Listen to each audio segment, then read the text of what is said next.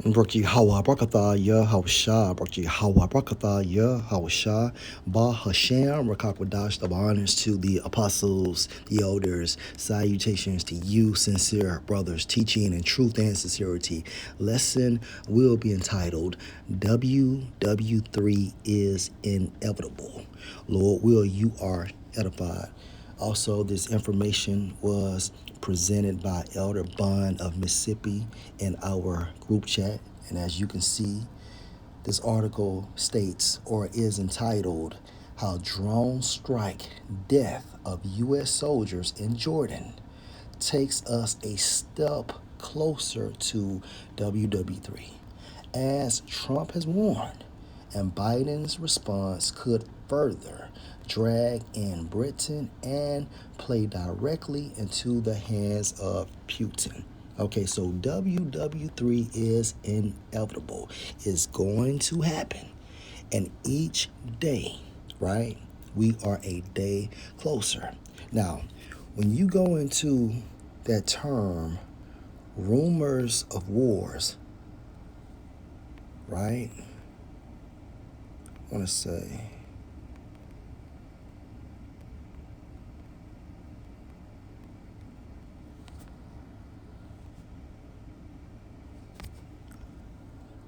it's a lot. Let's just go to it. Matthew chapter 24 and verse 6. And this is end time prophecy. And you shall hear of wars and rumors of wars, right? And this is Yahushua speaking, telling us what to expect in the end. And you shall hear of wars and rumors of wars. Some time ago, rumors, okay, in the Greek had a definition saying circulating stories. So eventually these circulating stories will present what? The event of WW3. See that you be not troubled, for all these things must come to pass, such as what? These circulating stories. Okay, circulating stories up until that actual event. For all these things must come to pass, but the end is not yet, right? So when we go to Revelation, of course, 11 and I want to say, is it 13? Oh, it's a lot. 14. The second woe is past, referring to WW2, and behold, the third woe come quickly, WW3. And again, these circulating stories will bring the event of WW3. Let's go to Joel, the second chapter, right?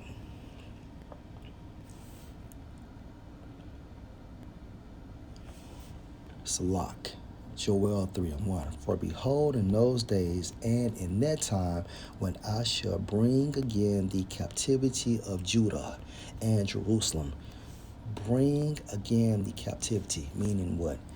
Delivering us, or a deliverance of the Israelites, the elect, from Esau's rulership. All right, Yahweh sending Yahushua to redeem the elect. Okay, it means that. Verse 2, I will also gather all nations for what? WW3, and will bring them down into the valley of Yahweh Shaphat, which means Yahweh's judgment, and will plead in the Hebrew, meaning judge, and will judge them for my people and for my heritage Israel, whom they have scattered among the nations and parted my land. So again, I will also gather all nations and will bring them down into Yahweh, into the valley of Yahweh Shaphat, and will plead with them there for my people and for my heritage Israel, whom they have scattered among the nations and parted my land. So yes, people, WW3 is inevitable, right? Let's go to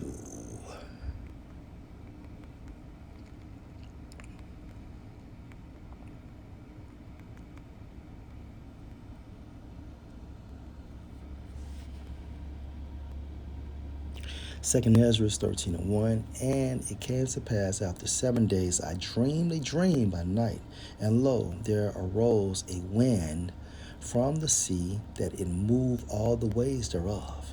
And I beheld, and lo, that man waxed strong with the thousands of heaven. What man? This is referring to Yahushua bringing the heavenly hosts, a band of angels.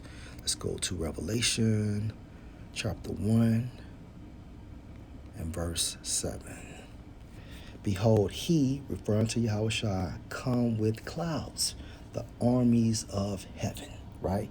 And every eye shall see him, and they also which pierce him, and all kindreds of the earth shall wail because of him, even so to Wab. Reverting back to 2 Ezra 13:2. And lo, there arose a wind from the sea that had moved all the ways thereof. And I beheld, and lo, that man, Yahushua, waxed strong with the thousands of heaven. Okay? And when he turned his countenance to look, countenance going into his facial expression, right? All the things trembled that were seen under him. Men, okay, that are fighting in WW3. And whensoever the voice went out of his mouth, laser beams coming from his fathership, right? All they burned that heard his voice, meaning what? Those laser beams zapped them, okay? Like as the earth fell when it filled the fire. And after this I beheld, and lo, there was gathered together a multitude of men out of number from the four winds of the heaven. This is WW3. So the event of WW3 will be taking place upon Yahushua's arrival to subdue the man that came out of the sea. The sea referring to what? The spiritual realm, right? The third heaven or the fourth dimension.